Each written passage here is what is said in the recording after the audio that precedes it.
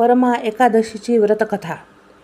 प्राचीन काळी कांपिल्यनगर नावाच्या नगरीत सुमेध नावाचा एक धर्मनिष्ठ ब्राह्मण राहत होता.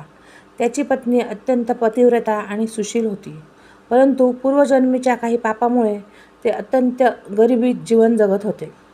सुमेध ब्राह्मणाला भिक्षा मागूनही अन्न मिळत नव्हते, तरीही त्याची पत्नी न कंटाळता पतीची सेवा करत असे. आपल्या पत्नीचे हे दुःख पाहून ब्राह्मण खूप व्याकुळ झाला. तो आपल्या पत्नीला म्हणाला की, हे सुंदरे, आपण या दारिद्र्यामुळे खूप त्रस्त आहोत. येथे मला भिक्षाही मिळत नाही, म्हणून मी धन मिळवण्यासाठी परदेशात जाण्याचे ठरवले आहे. हे ऐकून पत्नीने नम्रपणे उत्तर दिले की, हे स्वामी, मनुष्य आपल्या नशिबाचेच भोग भोगतो. तुम्ही येथेच राहा आणि देवाची आराधना करा, कारण संकटात संयम राखणेच उत्तम आहे.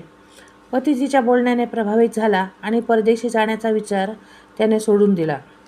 काही दिवसांनंतर कौंडिन्य ऋषी त्या ब्राह्मणाच्या घरी आले. सुमेध आणि त्याच्या पत्नीने ऋषींचे अत्यंत आदरातिथ्य केले. त्यानंतर सुमेधाने ऋषींना आपली गरिबी दूर करण्याचा उपाय विचारला. तेव्हा कौंडिन्य ऋषींनी त्यांना अधिक महिन्यातील कृष्ण पक्षातील परमा एकादशीचे व्रत करण्याचे सांगितले.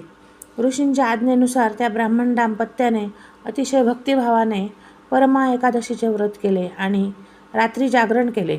त्या व्रताच्या प्रभावाने भगवान विष्णू त्यांच्यावर प्रसन्न झाले आणि प्रत्यक्ष गरुडावर आरूढ होऊन प्रकट झाले.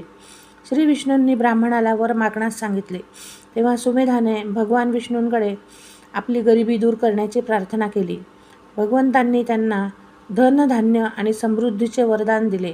त्यानंतर त्या ब्राह्मण दाम्पत्याने आनंदाने व ऐश्वर्याने आपले उर्वरित आयुष्य व्यतीत केले. असे मानले जाते की ही कथा वाचणाऱ्या किंवा ऐकणाऱ्या व्यक्तीची सर्व संकटे दूर होतात. ओम नमो भगवते वासुदेवाय.